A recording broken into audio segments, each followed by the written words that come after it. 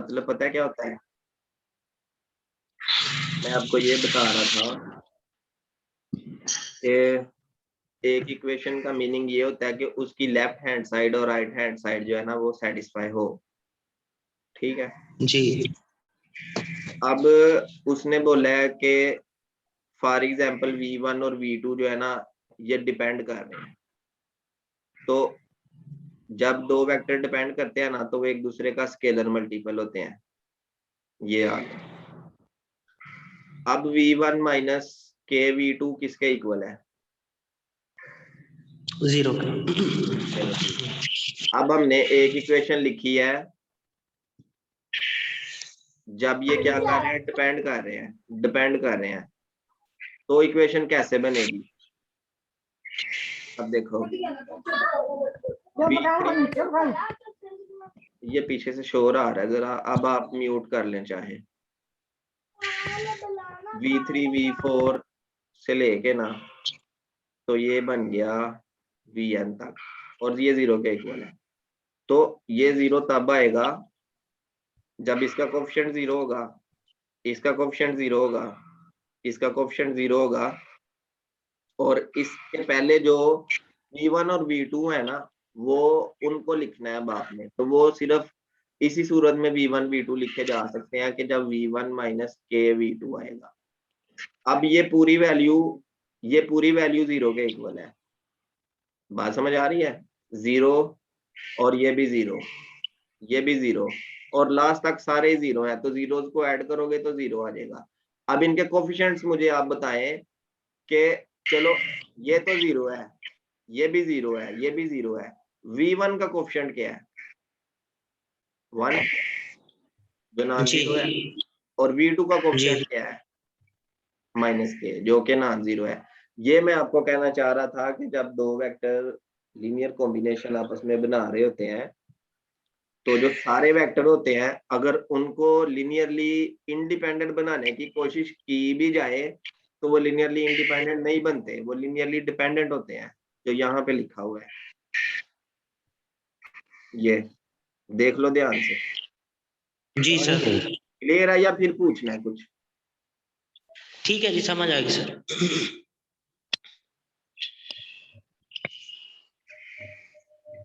भूख लगी है दिन।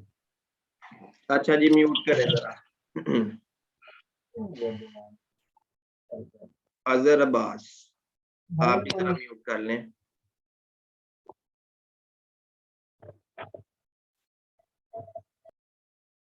ठीक है, थैंक यू।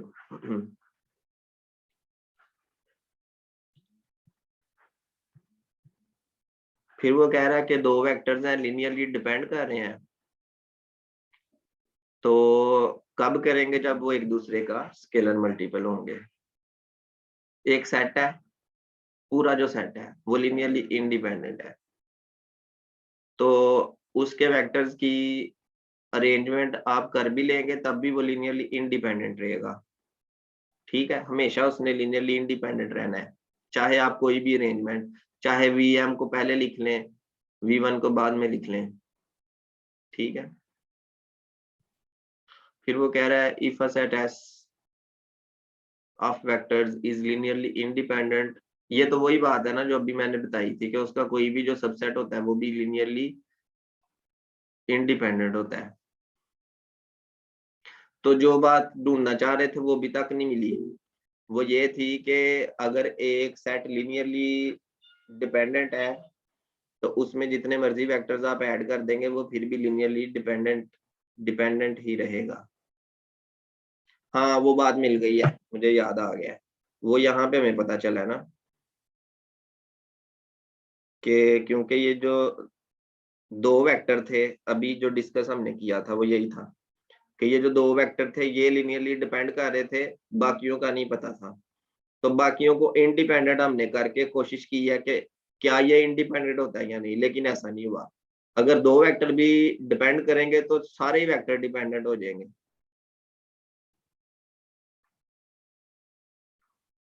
ठीक है, आगे चलते हैं।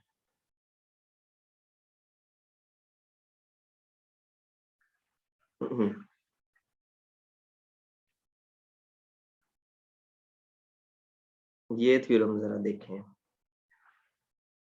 एक सेट एस है, उसमें n वेक्टर्स हैं किसी वेक्टर स्पेस V में। जो सेट S है वो लीनियरली डिपेंडेंट है। अब S के अंदर जो वेक्टर्स हैं वो सारे ही आपस में लीनियरली डिपेंड कर रहे हैं। लीनियरली डिपेंड करने का मतलब है कि जो इनकी लीनियर कॉम्बिनेशन बनाई है उसको 0 के इक्वल लिखने के बाद, जैसे ये वाली जो लीनियर कॉम्बिनेशन है, ठीक है, यहाँ पे आप n लिख देना, AIVI की जगह n लिख दें और 0 के इक्वल अगर इसको लिख दें तो इसकी जो लीनियर कॉम्बिनेशन है वो लीनियरली डिपेंडेंट हो जाती है अगर इसके कोएफिशिएंट भी क्या आ जाए, 0 नॉन जीरो आए। ये किसी ने हैंड रेज किया है, क्या पूछना है? मेरा ख्याल है कि उनको आवाज ही नहीं आ रही, उनका माइक ही कनेक्टेड नहीं है, आवाज नहीं आ रही। देखें, आप लोग अपना माइक कनेक्ट नहीं करते तो आपको आवाज कैसे आए?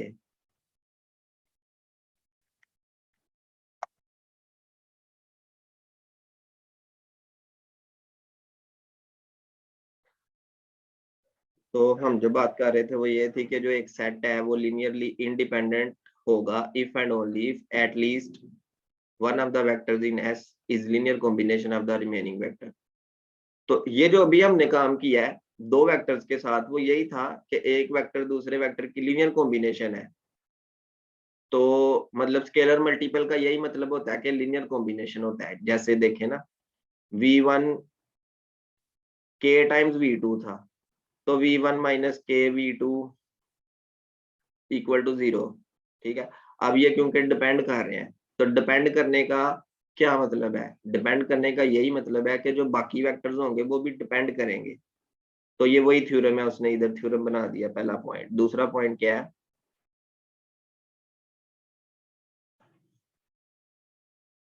अ सेट एस, अच्छा, रिमेनिंग वेक्टर और प्रीसीडिंग वेक्टर्स। तो बात तो यही है ना कि कोई से दो वेक्टर ही जब कर जाएंगे एक दूसरे पे डिपेंड, दो तो अगर दो भी कर जाएंगे तो ये डिपेंडेंट हो जाएगा। अगर दो से ज्यादा भी वेक्टर्स एक दूसरे पे डिपेंड कर जाएंगे तो फिर भी पूरा सेट लीनियरली डिपेंडेंट होगा। तो रिमेनिंग और प्रीसीडिंग लिखने का कोई फायदा तो नहीं है। ठीक है, वैसे उसने एक स्केच बना दिया कि अगर उससे पहले वाले, हाँ अगर जी, क्वेश्चन। पूछना है कुछ। जी सर। हाँ जी, पूछो। जी, ये अगर किसी सेट के अंदर दो भी डिपेंडेंट होंगे तो वो पूरे का पूरा सेट डिपेंडेंट होगा? हाँ बिल्कुल होगा। जी सर, ठीक है। हाँ, कोई एग्जांपल ज़हन में है कि इसकी काउंटर एग्जांपल तो मुझे बताएं, मैं अभी उसको डिस्कस कर लेता हूँ। है कोई ऐसी नहीं सर, एग्जांपल? काउंटर। कोई ऐसी एग्जांपल है जिसमें दो वेक्टर डिपेंड कर रहे हो, बाकी सारे इंडिपेंडेंट हो, और हम ये प्रूव करना चाह रहे हो कि पूरा सेट इंडिपेंडेंट हो जाता है? क्या ऐसी कोई एग्जांपल है आपके पास? मुझे तो नहीं नो लगता सर। ऐसी कोई एग्जांपल होगी। No sir. हाँ, ऐसी कोई ओके एग्जांपल सर, है ही नहीं। ठीक सर।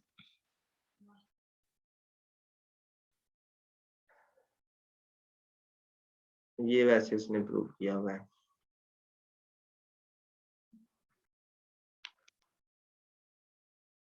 हाँ जी, अब जो इम्पोर्टेंट चीज आई है वो आई है बेसिस। बेसिस, ठीक है। तो सबसे पहले मैं आपको ना स्पैनिंग स्पैनिंग सेट के बारे में बताता हूँ कि स्पैनिंग सेट क्या होता है।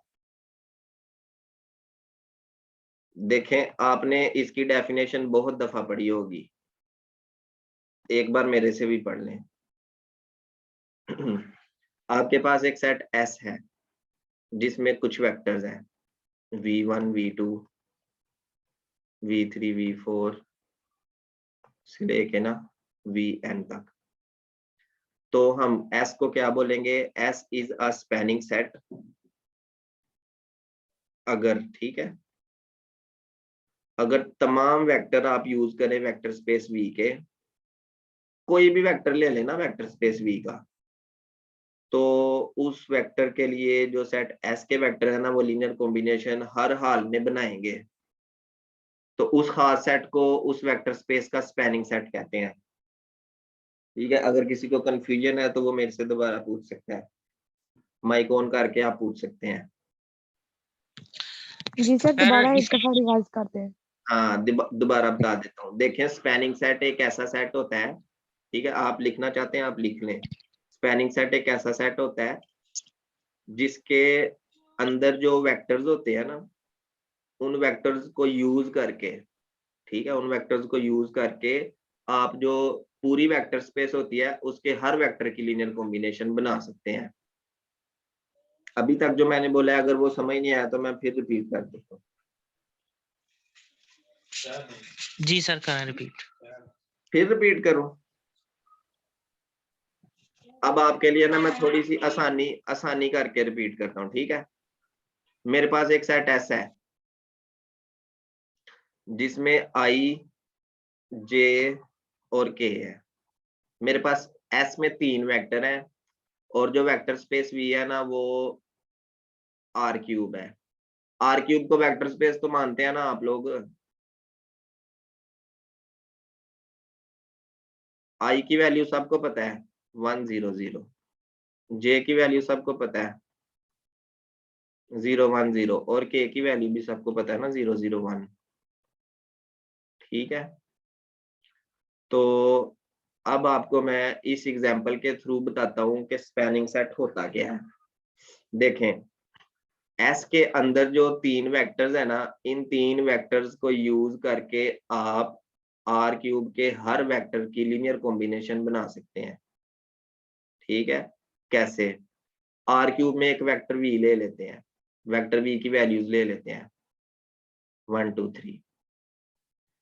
अब मैं ये चाहता हूं कि 1 2 3 को आई जे के, चले इसको V1 कह लेते हैं, इसको V2 कह लेते हैं, इसको V3, V1 V2 V3 की फॉर्म में रिप्रेजेंट करें, ठीक है। V1 V2 V3 की फॉर्म में रिप्रेजेंट करें। तो अगर V1 V2 V3 की फॉर्म में 1 2 3 वाला जो वेक्टर है वो लीनियर कॉम्बिनेशन बना देता है, तो हम क्या बोलेंगे कि S जो है वो स्पैनिंग सेट है, क्योंकि S के वेक्टर इसके हर वेक्टर की लीनियर कॉम्बिनेशन बना रहे हैं। जैसे देखिए 1 2 3 को आप ऐसे लिख सकते हैं ना, I + 2j + 3k, ये तो सबको याद होगा, याद है ना सबको। कोई दूसरा वेक्टर ले ले 4 5 6, तो क्या आप 4 5 6 को 4i + 5j + 6k लिख सकते हैं कि नहीं? जरा मुझे बताएं तो सही। माइक ऑन कर लो ना कोई स्टूडेंट। जी सर लिख सकते हैं। तो मेरे कहने का ये मतलब है कि आर क्यूब के हर वेक्टर की लीनियर कॉम्बिनेशन उन 3 वेक्टर से आप बना सकते हो, बना सकते हो ना? जी सर। तो इसका यही मतलब है कि जो ये सेट है ना, ये स्पैनिंग सेट है आर क्यूब के लिए। सर इसका मतलब ये हुआ कि आर क्यूब का हर वेक्टर जो है वो आई जे की लीनियर कॉम्बिनेशन के तौर पे लिखा जा सकता है। हाँ जी, एग्जैक्टली इसका यही मतलब हुआ। और इसी मतलब को हम कहते हैं कि जो सेट एस है ना वो स्पैनिंग सेट है आर क्यूब के लिए। किसी और वेक्टर स्पेस के लिए ये होगा या नहीं ये हमें नहीं पता, लेकिन हमें अभी इतना पता है कि ये आर क्यूब के लिए एक स्पैनिंग सेट है, क्योंकि एस का हर वेक्टर, एस के जो वेक्टर्स हैं वो आर क्यूब के हर वेक्टर की लीनियर कॉम्बिनेशन बना रहा है। इसी तरह जो मैंने जनरल डेफिनेशन यहाँ पे की थी वो यही थी कि एस एक स्पैनिंग सेट होगा अगर इसके सारे जो वेक्टर्स हैं वो लीनियर कॉम्बिनेशन बना दे वेक्टर स्पेस वी के हर वेक्टर की, ठीक है। मतलब कि वी को इस फॉर्म में लिख ले a1 v1 + a2 v2। तो अगर वी की लीनियर कॉम्बिनेशन ये बना देंगे, किसी W की लीनियर कॉम्बिनेशन बना देंगे, किसी वेक्टर U की लीनियर कॉम्बिनेशन अगर ये बना देंगे, मतलब कि वेक्टर स्पेस V के हर वेक्टर की अगर ये लीनियर कॉम्बिनेशन बना देंगे तो ये एक स्पैनिंग सेट हो जाएगा, ये एक खास सेट हो जाएगा। सर एक क्वेश्चन है। हाँ हाँ, पूछो पूछो। ये सर ये जो वी के लिए लीनियर कॉम्बिनेशन लिखेंगे, एस के तमाम सेट उसके अंदर यूज होंगे या 2 या 3 वेक्टर यूज हो सकते हैं, ये कंफर्म कर। ये जरूरी नहीं कि तमाम वेक्टर यूज हो, ठीक है, ये बिल्कुल जरूरी नहीं है, 2-3 वेक्टर भी यूज हो सकते हैं। अच्छा ठीक है, ये जरूरी नहीं जी होता।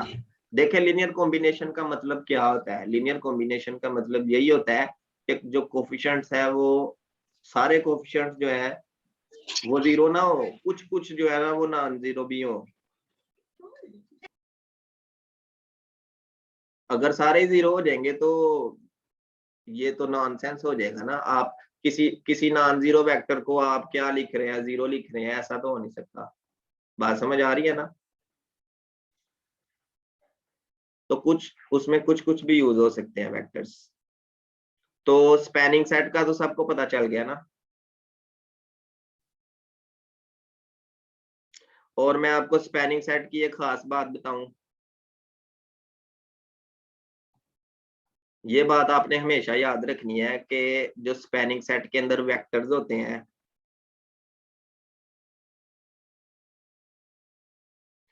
अच्छा किसी का क्वेश्चन है आर क्यूब के लिए आई जे के अलावा कोई और भी स्पैनिंग सेट पॉसिबल है, तो बिल्कुल लोगों ने प्रूव किए हुए हैं।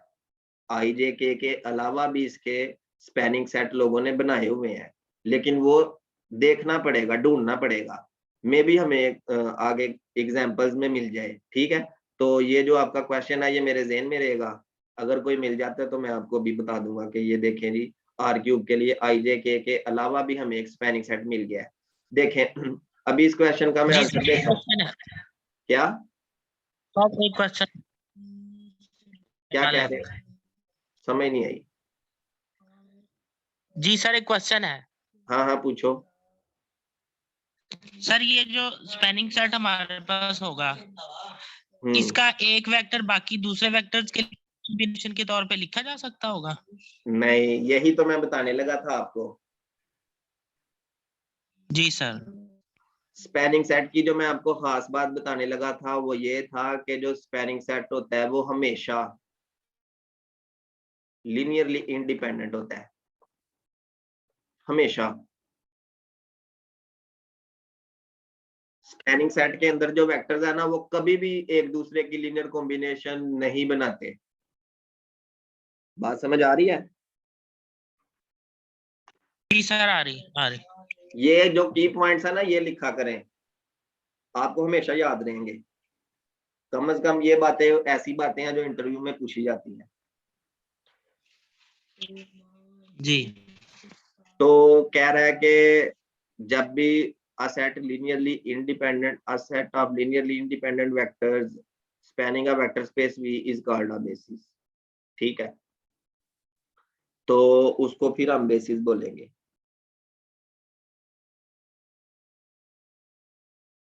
जो स्पैनिंग सेट है ना वो बेसिस बन जाएगा, basis for vector space V।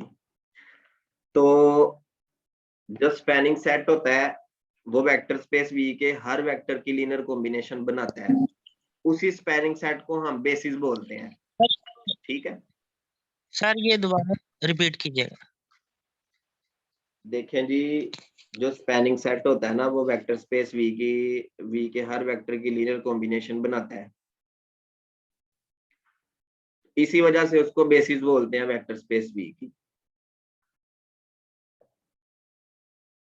Vector space we की बेसिस क्या होती है, वेक्टर स्पेस वी की बेसिस एक ऐसा सेट होता है जो वेक्टर स्पेस वी के हर वेक्टर की लीनियर कॉम्बिनेशन बनाता है। ठीक है, उसको स्पैनिंग सेट बोलते हैं और उसको बेसिस भी बोलते हैं, क्योंकि इसके अंदर हर वेक्टर लीनियरली इंडिपेंडेंट होता है। बात समझ आ रही है।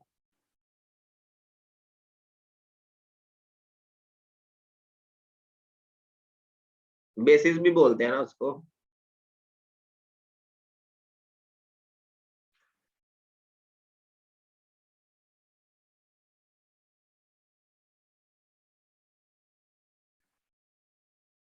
अभी मैं आपको एक ऐसी एग्जांपल बताता हूँ आर स्केयर के लिए। अब आप मुझे बताएं आर स्केयर की बेसिस क्या होंगी, जो स्पैनिंग सेट है वो बताएं क्या होगा। वही बेसिस होते हैं ना, एक होगा 1 0 और एक होगा 0 1, यही है ना। इसको कहते हैं स्टैंडर्ड बेसिस या स्टैंडर्ड स्पैनिंग सेट। ठीक है, स्टैंडर्ड बेसिस भी कह सकते हैं, स्टैंडर्ड स्पैनिंग सेट भी कह सकते हैं। तो इसके अलावा जो होता है वो मैंने देखा था, शाम सीरीज की बुक में देखा था।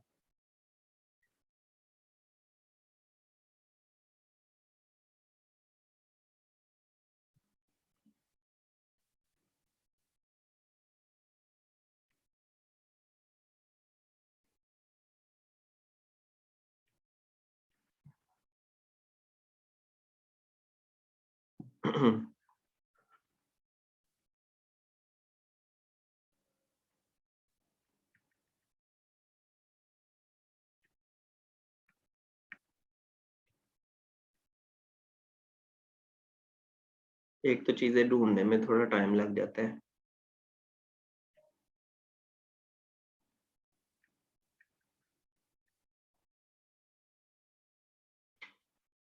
ये तो उसने स्टैंडर्ड बेसिस लिखी हुई है पार्ट सी में, हम इनके अलावा ढूंढना चाह रहे हैं।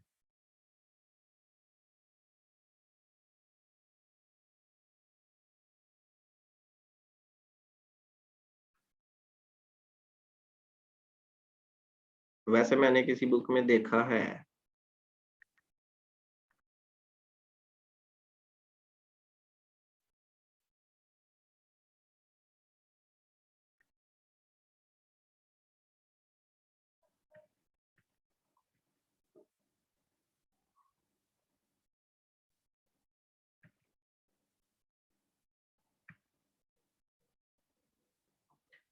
हाँ जी, ये देखें,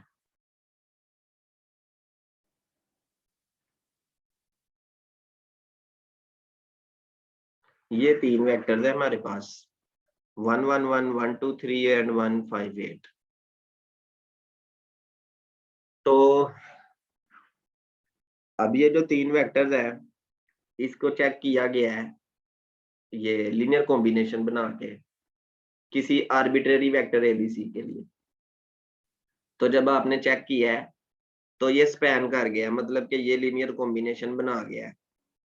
ठीक है ना, ये आपके पास इनकी x की भी वैल्यू आ गई है, y की भी वैल्यू आ गई है, z की भी वैल्यू आ गई है, मतलब कोफिशिएंट्स की वैल्यूज आ गई हैं और ये नॉन जीरो वैल्यूज हैं। तो इसका मतलब है कि ये स्पैन कर रहा है। अब इनकी लीनियरली इंडिपेंडेंस चेक कर लें। लीनियरली डिपेंडेंस और इंडिपेंडेंस चेक करने का एक क्राइटेरिया होता है, वो बहुत इजी होता है।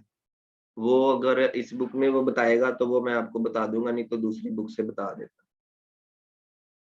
ये एग्जांपल आप छोड़ दें।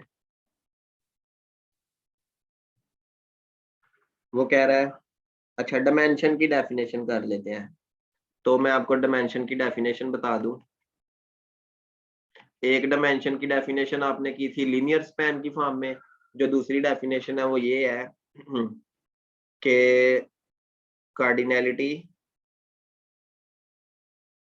कार्डिनैलिटी ऑफ बेसिस, उसको डायमेंशन कहते हैं। तो लेट्स से के आर स्क्वायर एक वेक्टर स्पेस है, इसकी बेसिस जो है उसमें कितने एलिमेंट्स हैं, एक 1 0 और दूसरा 0 1। तो इसकी कार्डिनैलिटी कितनी हो गई, 2। इसमें 2 एलिमेंट्स हैं, तो आर स्क्वायर की जो डायमेंशन है वो 2 होती है। ठीक है, आर क्यूब की डायमेंशन 3 होती है क्योंकि उसके बेसिस में 3 एलिमेंट्स होते हैं। आर 4 की डायमेंशन 4 होती है क्योंकि इसकी उसके बेसिस में 4 एलिमेंट्स होते हैं। ठीक है, तो इसको हम कहते हैं कि ये डायमेंशन है। अब वो क्योंकि डायमेंशन का मतलब ही ये है कि वो जो कार्डिनैलिटी है वो बेसिस के नंबर ऑफ वेक्टर्स है, बेसिस में जितने वेक्टर्स होते हैं उतनी ही डायमेंशन होती है। तो थ्योरम ये कह रहा है कि फाइनाइट डायमेंशनल वेक्टर स्पेस जो होती है, जाहिर है उसकी डायमेंशन फाइनाइट होती है। डायमेंशन फाइनाइट होने का मतलब है कि उसके जो बेसिस है उसमें नंबर ऑफ वेक्टर्स जो होंगे वो फाइनाइट होंगे। तो थ्योरम ये कह रहा है कि फाइनाइट डायमेंशनल वेक्टर स्पेस में बेसिस जरूर होगी। ये तो जाहिर सी बात है कि डायमेंशन फाइनाइट आ रही है तो डायमेंशन तभी आएगी ना जब बेसिस होंगी। और जब बेसिस होंगी तो ये थ्योरम वाली बात ट्रू हो जाएगी।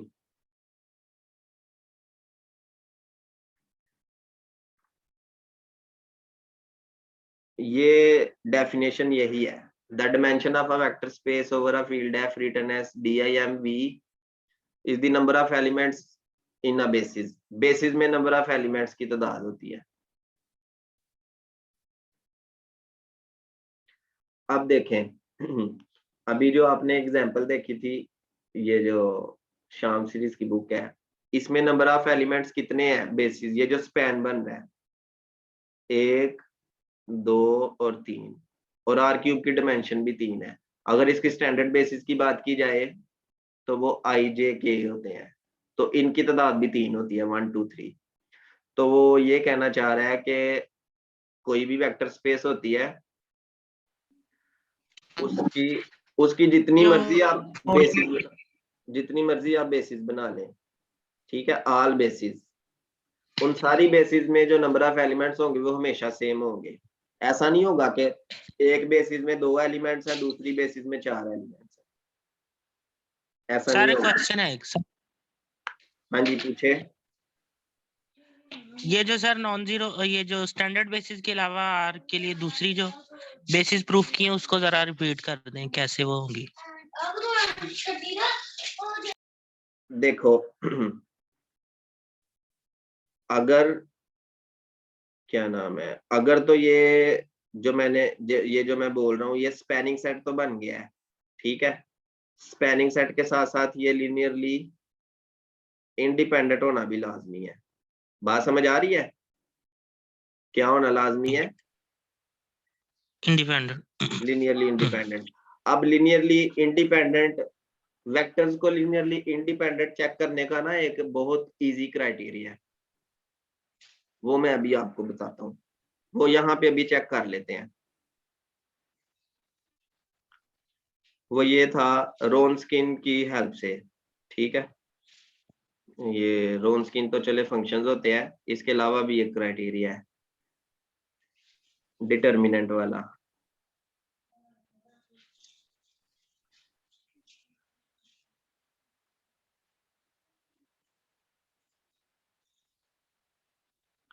देखें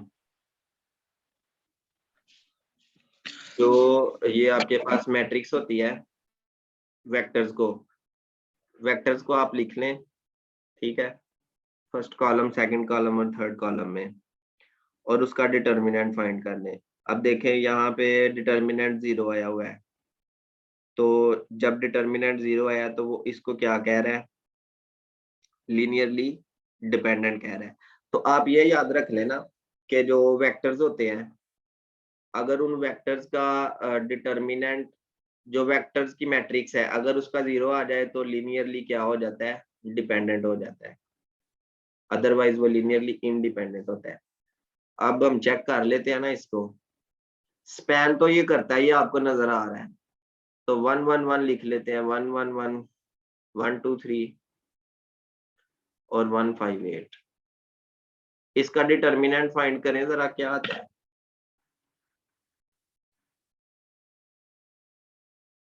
एक मिनट में आप कैलकुलेट कर लें।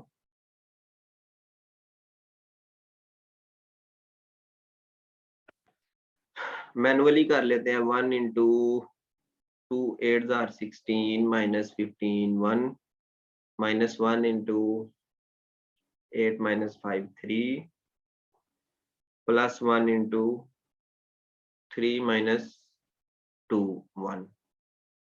तो 1 plus 1 2 minus 3 is minus 1 is non zero. तो ये इंडिपेंडेंट नहीं हो गया? जरा सोचो, माइक ऑन करो जरा।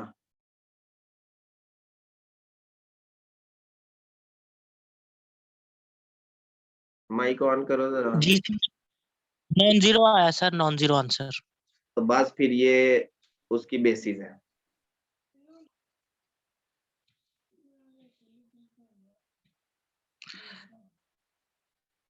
ठीक है। सर नहीं समझ, नहीं सर कंफ्यूजन है अभी तो। क्या कंफ्यूजन है? बोलो ना, कुछ बोलोगे तो मुझे पता चलेगा।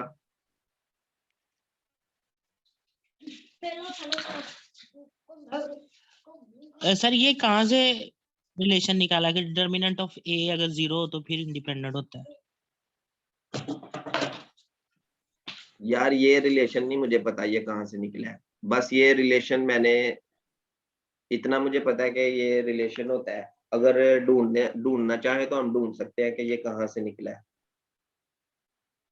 ये देखो ना, जी ये उसने यहाँ पे एक सेकंड मेथड के तौर पे लिखा हुआ है। ये एक जो है ना शॉर्टकट फॉर्म है चेक करने की। वैसे ये यहाँ पे रेफरेंस दे रहा है 2.3.8। आप देख लेना इसको 2.3.8 को, बुक है ना आपके पास?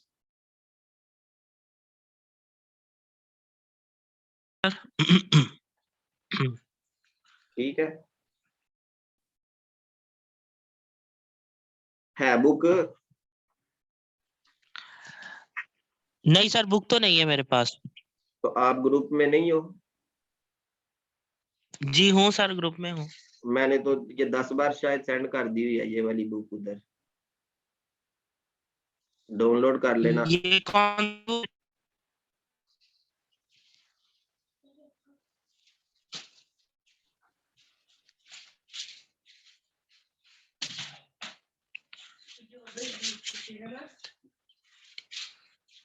जी नेक्स्ट हम देखते हैं।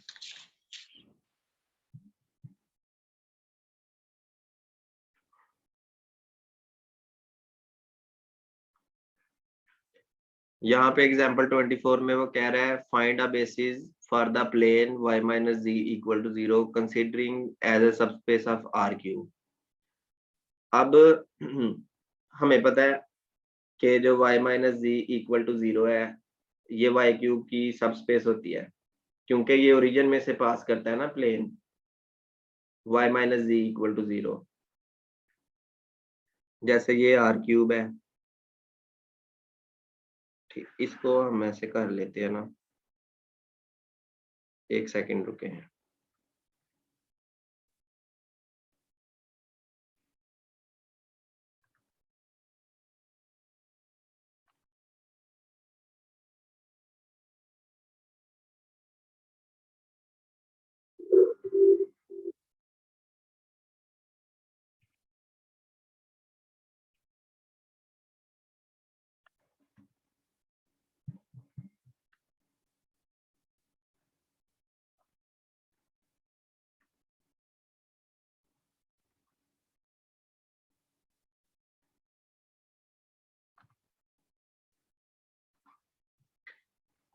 असल में मैं ये चाह रहा हूँ कि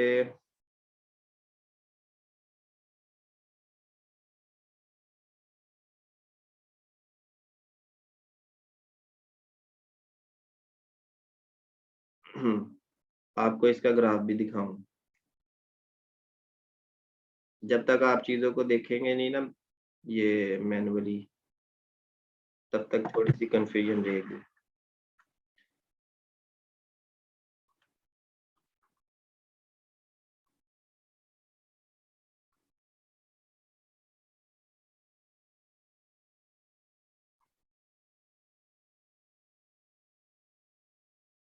ये y माइनस जी, जिसको सॉफ्टवेयर चाहिए होगा मिल जाएगा। ये देखें, ये आपके पास 3D प्लेन है।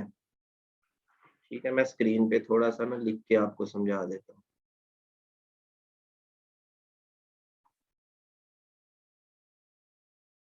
हूँ। ये जिसमें से ये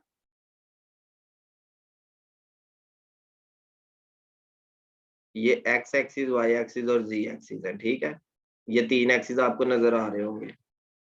जो ग्रीन कलर क्या है वो x एक्सिस है, जो रेड कलर क्या है वो y एक्सिस है, और जो ब्लू कलर क्या है ना वो z एक्सिस है।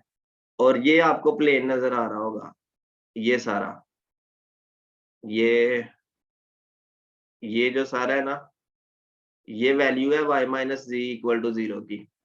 अब अगर आप देखें तो ये जो प्लेन है, ये वाली जो शीट आपको नजर आ रही है, ये शीट इस ओरिजिन से पास कर रही है। ठीक है, इस तरह तिरछी जो है ना ये आपको नजर आ रही होगी, ये ओरिजिन से पास कर रही है। तो ओरिजिन से पास कर रही है, इसका मतलब 0 वेक्टर इसमें जरूर होगा, और ये बिल्कुल एक सब स्पेस है। ठीक है, ये आप देख सकते हैं, ये देखें, अब आपको क्लियर नजर आ रहा होगा ये वाली शीट।